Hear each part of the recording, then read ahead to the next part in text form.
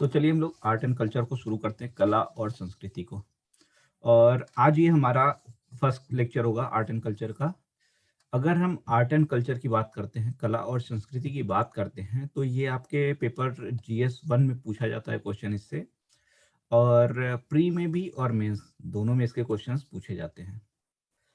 और हमारा ये जो कोर्स रहेगा, दोनों जैसे कि बाकी हमारे कोर्स है हिंदी इंग्लिश मिक्स, वैसे ही ये भी रहेगा। हिंदी का भी उतना ही पोर्शन रहेगा, इंग्लिश का भी उतना ही पोर्शन रहेगा।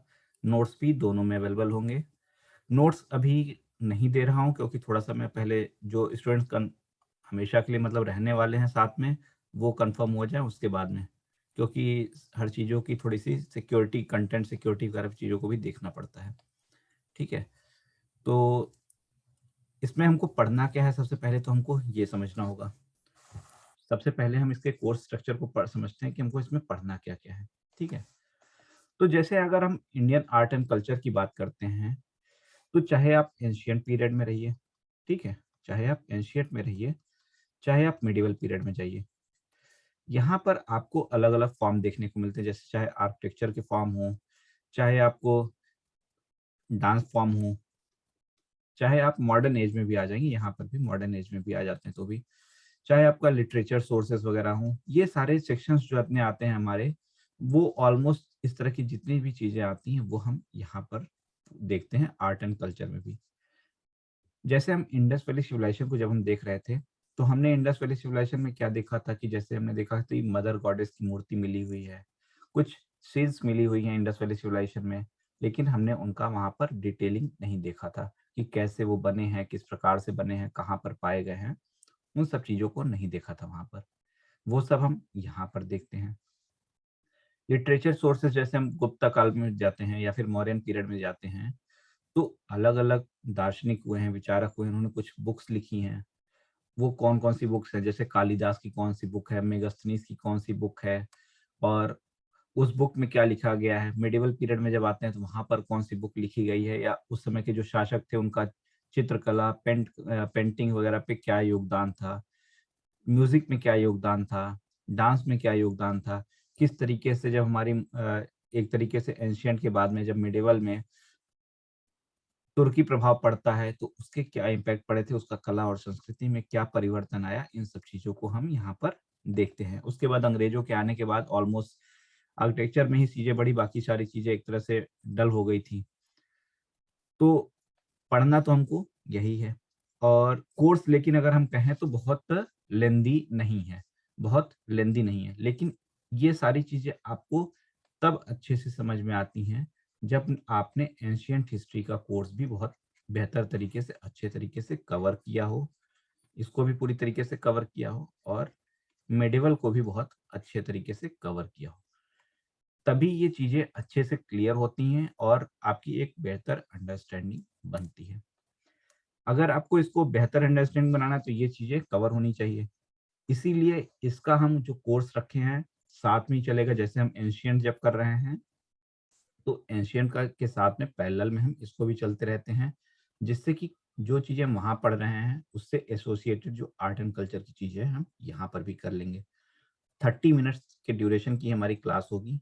30 मिनट की ड्यूरेशन में ही आपका, अगर हम कहें विदिन 2 टू 3 मंथ, मैक्सिमम 2 रहेगा, 3 मंथ अगर थोड़ा बहुत आगे चलता है तो आपका पूरा कोर्स आर्ट एंड कल्चर का कवर हो चुका रहेगा और बहुत ही अच्छे तरीके से हुआ रहेगा। आप कोई भी क्वेश्चन अगर आप सॉल्व करने जाएँगे, चाहे मेंस के हों, चाहे प्री के हों, तो मैं इस बात की तो गारंटी दे सकता हूँ कि आपकी ऐसी अंडरस्टैंडिंग रहेगी कि आप कोई भी क्वेश्चन को गलत कभी नहीं करेंगे।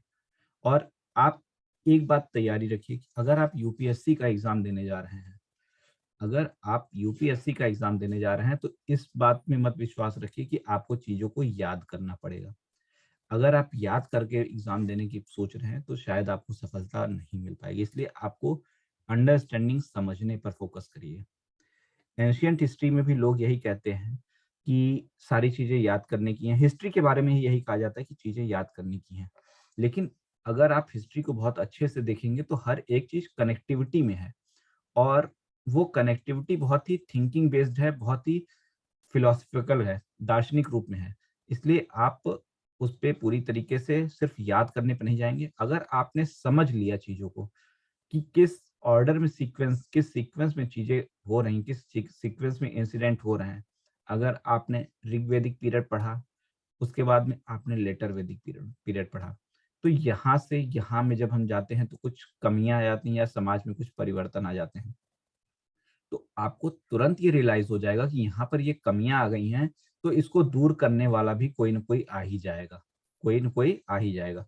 तो इस तरीके से ये सारी चीजें बहुत ही कनेक्टिविटी में होती हैं, इसलिए आप उसको अलग अलग करके नहीं देख सकते हैं। ठीक है, तो चीजों को याद करने के बजाय समझने पे फोकस करिएगा, और लेक्चर को अगर आपको करना होगा तो आप कंटिन्यू करिएगा। ठीक है, क्योंकि हो सकता है कि बीच में आपको चीजें बोरिंग लगें या समझने में ना आए, ये फैक्ट है। क्योंकि अगर दो तरीके होते हैं पढ़ाने के, या तो आप स्टूडेंट को बहुत ही मनोरंजन करा दो, उसको जोक सुनाते रहो, स्टूडेंट को क्लास बहुत अच्छी लगेगी। दूसरा तरीका है कि आप जो सिलेबस है, जो कोर्स है, उस पे आप स्टिक करिए, और अगर आप कोर्स पे स्टिक करते हैं, उस पे जाते हैं, तो यूपीएससी आपसे एक सीरियस कैंडिडेट मांगती है। यूपीएससी में जब आप आईएएस अधिकारी बनेंगे तो वहां पे आपको मजाक नहीं करना है ना, वहां पे आपको पूरा सिटी गवर्न करना है। आप फॉरेन सर्विसेज में जाते हैं, आईपीएस बनते हैं, तो उस तरीके के कार्य करने, तो वहां पे उनको सीरियस कैंडिडेट चाहिए होते हैं। कुछ चैट्स आए हैं। Okay, you can't see the screen. और किसी को साथ भी इशू आ रहा है क्या? अनम्यूट करके आप बता दीजिए, क्या स्क्रीन आपको शेयर नहीं हो रही है? सर ठीक आ रही है। ओके, ठीक। तो आपको इस तरीके से सीरियस होके एक तरीके से रहना है, और बाकी जहाँ पे होगा आपको थोड़ा सा डर लगता है तो ब्रेक हम ले लेंगे, उसमें कोई चीजें वो सब नहीं है, लेकिन कोर्स बहुत ही सीरियसली इसको करिएगा। ठीक है, तो चलिए हम लोग शुरू करते हैं। और सबसे पहले तो हम थोड़ी सी एक बेसिक अंडरस्टैंडिंग बनाते हैं कि आर्ट क्या होती है और कल्चर क्या होता है। नोट्स के विषय में अगर जैसे कुछ लोग को डाउट रहता है, नोट्स आपको हिंदी का तो आपने देख लिया, हैंड रिटन रहेगा। इंग्लिश में भी आपको इस तरीके से चीजें मिलेंगी। ठीक है, इंग्लिश में भी अगर मैं आपको दिखा देता हूँ, नोट्स आपको हिंदी इंग्लिश सब में अवेलेबल रहेंगी, कोई आपको डाउट नहीं रहेगा, सब कुछ आपको अवेलेबल मिलेगा। बस थोड़ा सा आप या तो रिकॉर्डिंग देख के आप हैंड रिटन बनाइए, और बेहतर यह रहेगा कि जब क्लास आप कर रहे हैं तो एक नोट्स वगैरह बनाने के लिए आप रजिस्टर वगैरह रखिए, छोटे छोटे पॉइंट्स में चीजों को नोट जरूर करते रहिए, जिससे कि लास्ट में जब आप रिवाइज करने जाएं तो आपको अपना लिखा हुआ कहीं ज्यादा अच्छे से समझ में आता है। ठीक है, तो आर्ट एंड कल्चर की हम जब बात करते हैं तो सबसे पहले हमको ये समझना होता है कि आर्ट क्या होती है, कला क्या है। ठीक है, आर्ट क्या है या कला किसको कहते हैं। कला, जैसे आप अभी कुछ सोच रहे हैं, मान लीजिए आप डांस में कोई बहुत अच्छा है, या फिर मान लीजिए कोई लिखने में कोई पोयम लिखता है, बहुत अच्छे से लिखता है, या फिर कोई लिटरेचर पूरा बुक वगैरह लिखने में बहुत अच्छा है, कहानियां लिखने में बहुत बेहतर है, या फिर कोई डांस करने में बहुत बेहतर है। लेकिन वो बेहतर कैसे है पता चलता है आपको जब उस चीज को वो आपको दिखाता है या एक्सप्रेस करता है। आप किसी चीज को, अपने अंदर के जो इमोशंस हैं उसको जब आप एक्सप्रेस करते हैं, किसको, अपने अंदर की आपकी जो भावनाएं हैं, जो आपके अंदर इमोशंस हैं, उन इमोशंस का जो एक्सप्रेशन आप करते हैं, वो एक्सप्रेशन ही आर्ट होता है। आपके अंदर में जो भी भावनाएं हो, वो किसी भी रूप में हो, चाहे वो सॉन्ग के रूप में हो, चाहे वो डांस के फॉर्म में हो, चाहे वो पेंटिंग के फॉर्म में हो, चाहे वो पेंटिंग के फॉर्म में हो, ये किसी भी फॉर्म में हो, आपके इमोशंस आप उसको जब एक एक्सप्रेशन में ले आ देते हैं, जिससे कि वो दूसरों को भी जब दिखाई देने लगे, तो उसको क्या कहते हैं हम, उसको हम आर्ट कहते हैं, कला कहते हैं। ठीक है, इसमें आपकी पेंटिंग, डांस, म्यूजिक, सारी चीजें कवर होती हैं। दूसरी चीज क्या आती है, संस्कृति। संस्कृति मतलब कल्टीवेशन से बना हुआ है कल्चर। एक जैसी रचनाएं होती हैं ये। ठीक है, एक जैसी, इसमें भी जो आपने डांस, म्यूजिक, ये सब इमोशंस जो हैं, जो निकल कर आ रही हैं आर्ट के फॉर्म में, वो सारी चीजें होती हैं। लेकिन इसमें क्या रहता है कि ये जैसे आर्ट का ये कुछ फॉर्म रहा, चाहे वो डांस हो, चाहे वो म्यूजिक हो, चाहे पेंटिंग हो, वो मान लीजिए फर्स्ट जनरेशन में है, यहाँ पर कुछ लोगों को ने उसको करना शुरू किया। उसके बाद वो पास हो जाए किसको, सेकेंड जनरेशन को, सेकेंड जनरेशन को। तो इस तरीके की जो चीजें होती हैं वो क्या होती हैं, संस्कृति होती हैं, इस तरीके की संस्कृति होती हैं।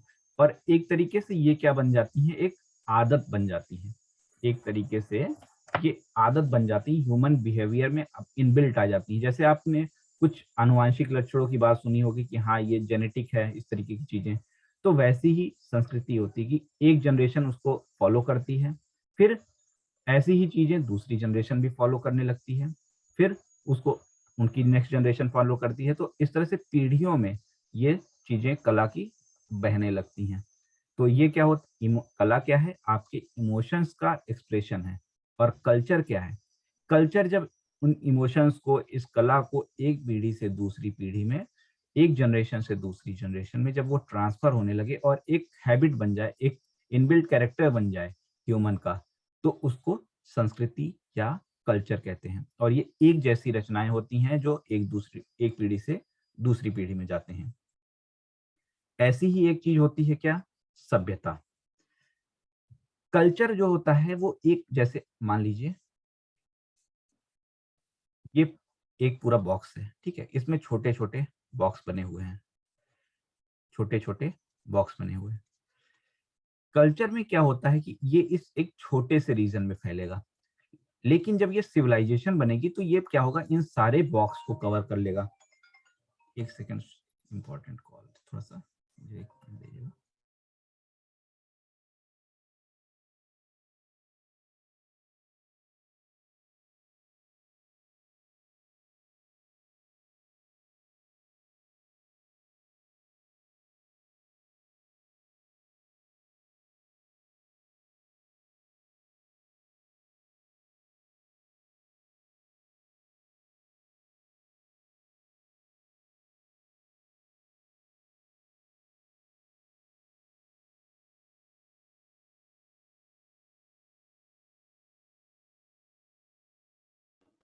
सर आपकी आवाज़ नहीं आ रही। अच्छा, सॉरी।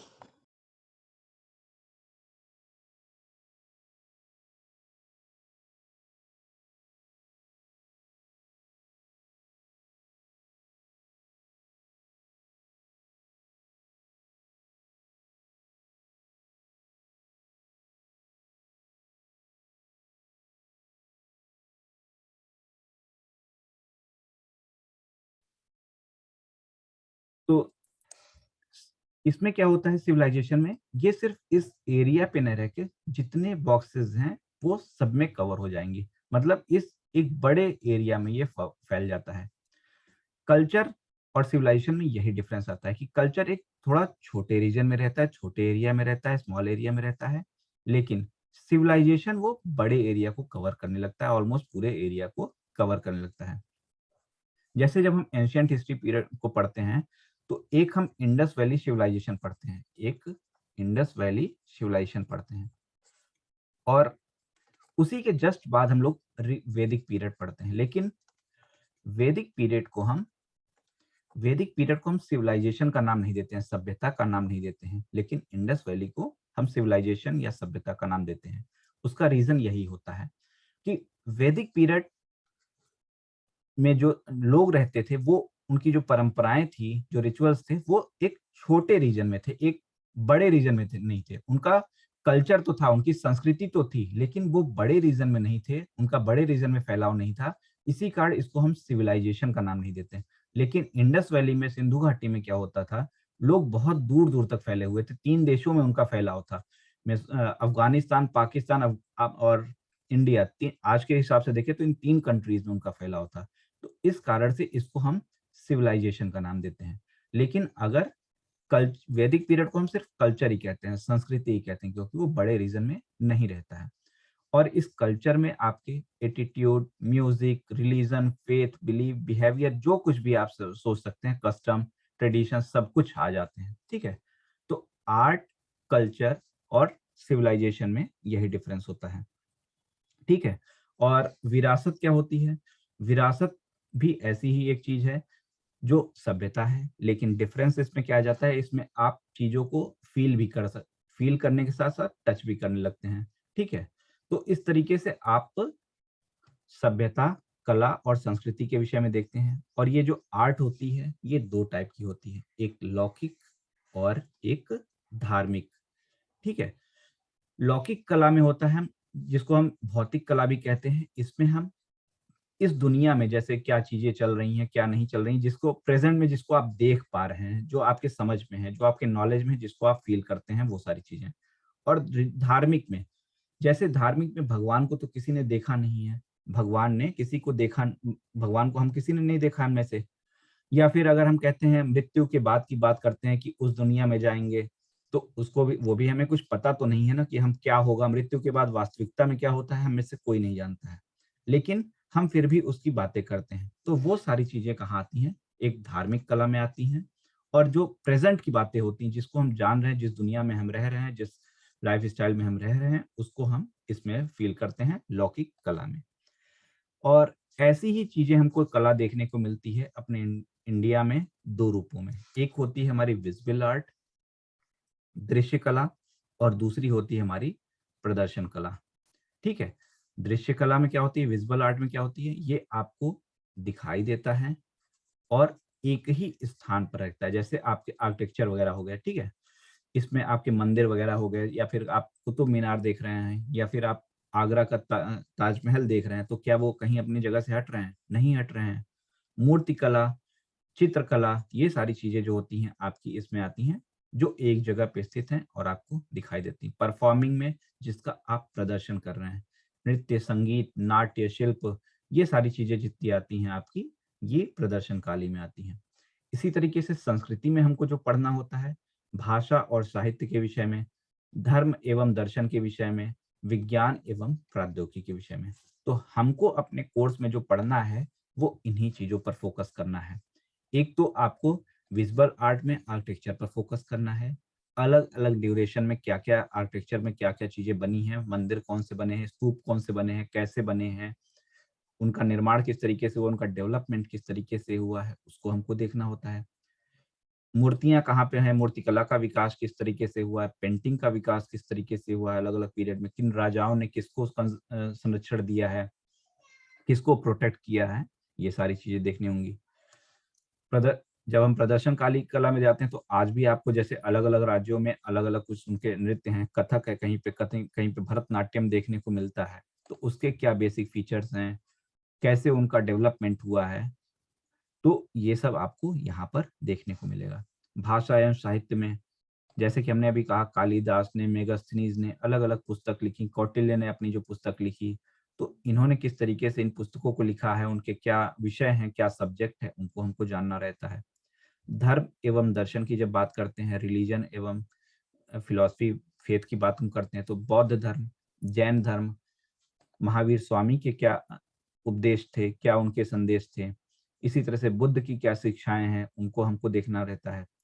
उसके बाद विज्ञान एवं प्रौद्योगिकी के विषय में हम जाते हैं, तो कुछ आर्यभट्ट जैसे अभी वो लोग हुए हैं जिन्होंने कुछ अपने विचार रखे हैं। तो इन सब चीज़ों को, टेक्नोलॉजिकल एडवांसमेंट क्या-क्या हुए हैं, वो सारी चीज़ें भी हमको यहाँ पर देखनी पड़ती हैं। और इसी में हम सबसे पहले जो शुरुआत करेंगे, वो करेंगे किसकी? इंडस वैली सिविलाइजेशन से। सिंधु घाटी सभ्यता की कला और संस्कृति से हम शुरुआत करेंगे। ठीक है? इंडस वैली सिविलाइजेशन की जैसे अगर हम बात करते हैं, तो कहाँ तक इसका विस्तार था? कहाँ ज्योग्राफिकल एक्सपेंशन इसके कहाँ-कहाँ थे? मेनली हमको इसको 3 कंट्रीज़ में हमको ये देखने को मिलता है अगर हम मॉडर्न के हिसाब से बोलते हैं। आज के हमको अफ़गानिस्तान में, पाकिस्तान में और इंडिया में, ये 3 स्थानों पे हमको इसको डेवलपमेंट देखने को मिलता है। और जैसा कि मैं एंशिएंट हिस्ट्री में इसका चैप्टर तो ऑलरेडी कवर ही कर चुके हैं, तो आपको ये पता है कि ये एक डेवलप्ड सिविलाइजेशन थी और नगरीकृत सभ्यता हुआ करती थी। यहाँ के जो प्लेसेस मिले हैं, जो टाउनशिप मिले हैं, मैक्सिमम उसमें से पाकिस्तान में है, और उसके बाद इंडिया का नंबर आता है, उसके बाद अफ़गानिस्तान का नंबर आता है। यहाँ कुछ मेजर जो स्थान है, जैसे इसमें आपको लिखा हुआ है, मोहनजोदड़ो है, चन्नूदड़ो है, हड़प्पा है, ये तीनों यहाँ पर लिखे हैं, इसका मतलब क्या है? ये तीनों कहाँ हैं? पाकिस्तान में हैं। इंडिया की अगर हम बात करते हैं, तो धौलावीरा, लोथल, कालीबंगा, दैमाबाद, रोपड़, राखीगढ़ी, सुरकोटदा, ये कुछ स्थान यहाँ पर हैं और इन स्थानों पे, इन प्लेसेस से हमको कुछ चीजें मिली हैं, कुछ प्लेसेस से कुछ मूर्तियां जैसे मिली हैं या कुछ सील मिली है। तो उन मूर्तियों का फॉर्मेशन कैसे हुआ है, उन सील की क्या विशेषताएं, किस पर्पस से वो यूज होती थी, ये सारी चीजें हमको यहाँ पर देखनी मिलती हैं। तो इंडस वैली सिविलाइजेशन में हम इसी की बात करते हैं और चलिए हम शुरू करते हैं सबसे पहले सील के विषय में। सील क्या होते थे और सील कैसे बनाए जाते थे, किस तरीके से उनका फॉर्मेशन होता था, किस पर्पस से यूज होते थे। तो सबसे पहले जो हम सील की बात करें तो सील क्या होते थे। सील होते थे पीस ऑफ मेटल, एक तरीके से ये मेटल के टुकड़े होते थे, मेटल के टुकड़े होते थे जिनका पर्पस क्या होता था, जिनका पर्पस मेनली कमर्शियल यूज में होता था। सील मोहर एक होती थी जिनका प्रयोग कमर्शियल यूज में, व्यापार, ट्रेड के लिए किया जाता था। इंडस वैली सिविलाइजेशन में जैसे यहाँ से इजिप्ट को या फिर मेसोपोटामिया को ट्रेड हुआ करता था, यहाँ से व्यापार हुआ करता था। तो जब ये व्यापार हुआ करता था तो बदले में क्या होता था, मुद्राओं का आदान प्रदान होता था, कॉइन्स का आदान प्रदान होता था। तो ये जो पैसे का लेन देन होता था कैसे होता था, इन सील्स के ही फॉर्म में होता था, इन सील्स के ही फॉर्म में होता था। और कई बार जो उनके प्रोडक्ट होते थे उनके ऊपर भी इन सील को लगा दिया जाता था, जिससे कि इनके प्रोडक्ट की एक तरीके से सेफ्टी बनी रहे, कि पहचान बनी रहे। ठीक है, तो ये इस तरीके से ये सील होते थे जो कि किसी भी प्रकार के मटेरियल, जैसे टेराकोटा क्या होता है अभी हम बाद में देखेंगे, लेकिन अभी आप जानिए कि या तो ये टेराकोटा के बने होते थे या फायर बेक्ड क्ले के बने होते थे, लेकिन इनका कोई फिक्स शेप नहीं हुआ करता था। जैसे ये सर्कुलर, जरूरी नहीं कि सर्कुलर, आज हम जैसे कॉइन देखते हैं सर्कुलर ही ज्यादातर देखते हैं, इनके साथ में ऐसा कोई नहीं था, इनका कोई फिक्स्ड पैटर्न नहीं था। ये ट्रायंगुलर भी हो सकते थे, ये सर्कुलर भी हो सकते थे, ये किसी भी ज्योमेट्रिकल फॉर्म के होते थे, इनकी ज्योमेट्री कुछ भी हो सकती थी, इनका कोई फिक्स पैटर्न नहीं होता था। होते ये पीस ऑफ मेटल ही थे जो टेराकोटा या फायर बेक्ड क्ले के बने होते थे। सर्कुलर, ट्रायंगुलर, जो भी आप शेप समझ लीजिए उस शेप के बने होते थे। कोई फिक्स्ड शेप नहीं होता था कि हाँ सर्कुलर ही रहेगा या फिर ये स्क्वायर रहेगा, ऐसा कुछ इनके साथ में नहीं होता था। ठीक है, और कई बार कॉपर एलॉय के भी बने होते थे ये शेप। और दूसरी चीज है, इनका यूज किस लिए होता था, इनका यूज कमर्शियल यूज में किया जाता था, कमर्शियल यूज में इनका यूज होता था। जब ये सील जब ये सील किसके बने होते थे, स्टोन्स के, पत्थरों के, तो इनको क्या नाम दिया जाता था, इनको स्टरलाइट का नाम दिया जाता था। ठीक है, और साथ में इनको या तो सॉफ्ट स्टोन भी कहा जाता था। ये सील्स कैसे होते थे, पिक्टोग्राफिक, इन सील्स पे क्या होती थी, कुछ इमेज भी बनी होती थी, कुछ इमेज भी बनी होती थी। जैसे चाहे मदर गॉडेस की मूर्ति कहीं पर बनी हुई है, कहीं पर आद्य शिव की मूर्ति बनी हुई है, तो बिल्कुल ये क्या होती थी, जो सील होती थी पूरी तरीके से प्लेन नहीं होती थी, इस पे कुछ इमेज फॉर्म कर दी गई होती थी। तो क्या क्या पॉइंट्स हमको यहाँ पर मिल रहे हैं, अगर आपसे कहा जाए कि क्या क्या पॉइंट आपको मिलते हैं सील के सब्जेक्ट में, तो पीस ऑफ मेटल होते थे, ये पीस ऑफ मेटल होते थे। शेप इनका कैसा होता था, किसी भी शेप के हो सकते थे, ज्योमेट्रिकल इनका शेप कुछ भी हो सकता था, कोई फिक्स शेप नहीं था, शेप वाज नॉट फिक्स्ड। किस लिए यूज होते थे, कमर्शियल यूज के लिए, एज अ कॉइन की तरह से यूज होते थे। ठीक है, और जो स्टोन के बने होते थे उनको स्टरलाइट का नाम दिया जाता था, और टेराकोटा या फायर बेक्ड क्ले के भी ये बने रहते थे। तो इस तरीके से इनका ये होता है। जैसे पशुपति शील में इन पे क्या होता था, इमेजेस बने होते थे, जिसपे पशुपति की मुहर बनी रहती थी। तो पिक्टोग्राफी के होते थे जिसपे कुछ इमेजेस भी बनी रहती थी, और कहीं कहीं पे कुछ चीजें लिखी भी गई हुई हैं। ऐसा भी नहीं है कि इन पे लिखावट नहीं है। ठीक है, लेकिन इंडस वैली सिविलाइजेशन की लिखावट के विषय में आपको याद होगा, जहां हमने बात की थी कि इनकी जो लिखावट हुआ करती थी कैसी होती थी। पहले इन्होंने क्या किया, कुछ वर्ड लिख दिया रैंडम, कुछ भी अपने वर्ड में लिख दिया, उसके बीच में इन्होंने कुछ इमेज बना दी है, फिर कुछ वर्ड लिख दिए हैं, फिर इमेज बना दी है। अब पहली लाइन अगर इन्होंने ऐसी लिखी है तो दूसरी लाइन इन्होंने ऐसी लिखी है। तो इस वजह से क्या हुआ है कि इनकी जो लिखावट है वो आज तक पहचानी ही नहीं जा सकी, पढ़ी नहीं जा सकी है। और इस कारण से इनकी जो लिखावट पढ़ी नहीं जाने के कारण ही इनको एक इंडस वैली सिविलाइजेशन को आद्य ऐतिहासिक काल में या प्रोटो हिस्टोरिकल पीरियड में रखा जाता है, क्योंकि इनके जो आर्कियोलॉजिकल सोर्सेस हैं, पुरातात्विक साक्ष्य हैं, उनको ही माना जाता है प्रमाणिक रूप से। इनकी लिखावट पढ़ी नहीं जाने से उसके बारे में हम कुछ बता नहीं पाते हैं। ठीक है। पर्पस ऑफ सील क्या है? Seal was earliest type of coinage system used in trade, जैसे हमने बात की। साथ ही ये एजुकेशनल टूल की तरह भी यूज होते थे, क्योंकि जैसे आज मैथ में आपको याद होगा कि आप फाई सिंबल यूज करते हैं, साई का सिंबल यूज करते हैं, पाई का सिंबल यूज करते हैं, वैसे ही कुछ सिंबल यहाँ पर भी बने होते थे, इन सील्स पर भी। तो हिस्टोरिकल जो हमारे इतिहास के जानकार हैं, उनका ये मानना है कि हो सकता है ऐसा। देखिए, सब कुछ आर्कियोलॉजिकल से है, कुछ फिक्स पढ़ा लिखा वो तो है नहीं, तो पुरातत्व के हिसाब से केवल अनुमान को ही लगाया गया है। तो इतिहासकार ये अनुमान लगाते हैं कि इन सील्स का प्रयोग एजुकेशन पर्पज से भी किया जाता था, और साथ ही चूंकि उस समय समाज में अंधविश्वास बहुत था, तो कुछ लोग का मानना है कि इनका प्रयोग ताबीजों के रूप में भी किया गया है, क्योंकि यहाँ पर कुछ जो नरकंकाल मिले हुए हैं, उनको ताबीज पहने हुए रूप में इन सीलों को पहने हुए दिखाया गया है। तो इस कारण से इनको ऐसा माना जाता है कि इस तरीके से इनका ताबीजों की तरफ से भी प्रयोग होता था। तो अगर आपसे यूसेज की बात की जाए, तो ट्रेड सिस्टम में एज अ कॉइन भी यूज होते थे, ताबीज की तरह से यूज होते थे, और एजुकेशन की तरफ से भी इनका यूज किया जाता था। ठीक है। ये तो कुछ और भी चीजें हैं। अगर हम इनका राइटअप अभी हम देखना चाहें, archaeologists have discovered thousands of seals, mostly made of stratigraphy, occasionally of agate to charred copper and terracotta with beautiful figures of animals such as unicorn, bull, rhinoceros, elephant। मतलब इनके ऊपर कई सारे एनिमल्स के पिक्चर बने हुए हैं, पशुपति के बने हुए, मदर गॉडेस के बने हुए हैं। और हड़प्पा में जो सीलें मिली हुई हैं, उनका शेप क्या है? टू कॉस, टू का स्क्वायर का है, लेकिन कहीं पर भी इनका फिक्स्ड शेप नहीं है, अदर स्थानों पर दूसरे शेप में भी मिले हैं। ठीक है। Used as amulets.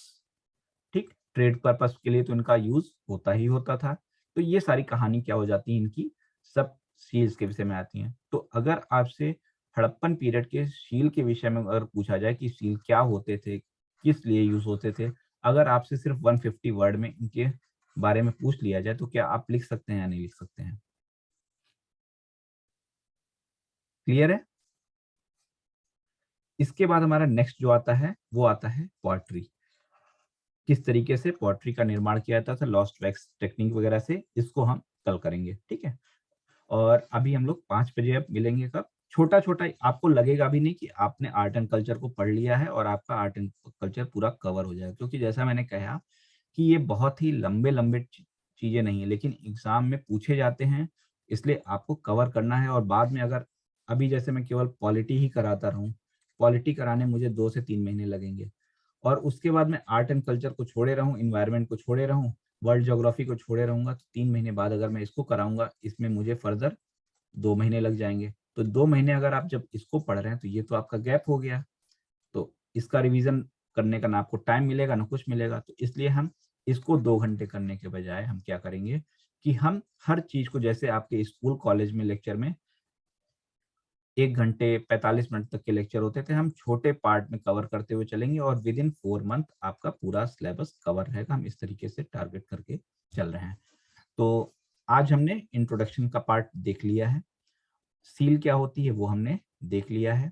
नेक्स्ट हम कल जो करेंगे, हम पॉटरी के विषय में देखेंगे। ठीक है, कि पॉटरी किस तरीके से होती थी, किस तरीके से इनका निर्माण किया जाता था, किस पर्पज से ये यूज होते थे, उन सब चीजों को हम देखेंगे। साथ में और भी हम कुछ देखेंगे, जैसे यहाँ पर पशुपति की मोहर वगैरह जो पाई गई है, और जो टेराकोटा होता है वो क्या होता है, स्टोन से किस तरीके से चीजें बनती थी, लॉस्ट वैक्स टेक्निक क्या होती है, उन सब चीजों को भी हम कल देखेंगे। ठीक है। तो अभी अगर आप लोग के कुछ क्वेश्चन है तो आप बताइए।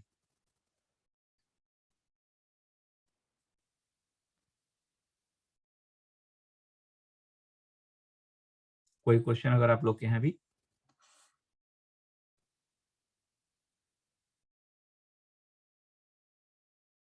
कोई डाउट अगर हो, क्लियर हो गया है? सारी चीज़ों को बताइएगा, जो पढ़ाया है वो क्लियर हो गया है क्या? जो चीज़ें बताई गई हैं आपसे?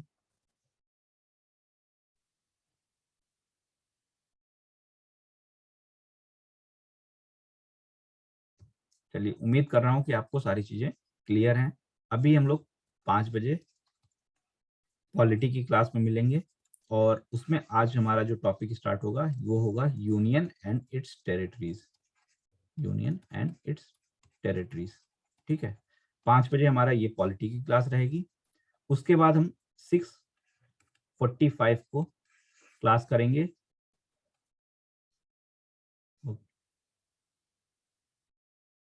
6:45 को हम एंशियंट हिस्ट्री हिस्ट्री में हमारा रहेगा। और जिनको भी हिस्ट्री कवर करना है, आज की क्लास जरूर करिएगा आज से, क्योंकि आज हमारा वैदिक पीरियड को शुरू कर रहे हैं, वैदिक कल्चर को हम शुरू कर रहे हैं। और ये सारी चीजें बहुत ही कनेक्टिविटी में, अगर आपका एक लेक्चर मिस हो गया तो फिर दोबारा उसको कवर कराना बहुत मुश्किल हो जाएगा।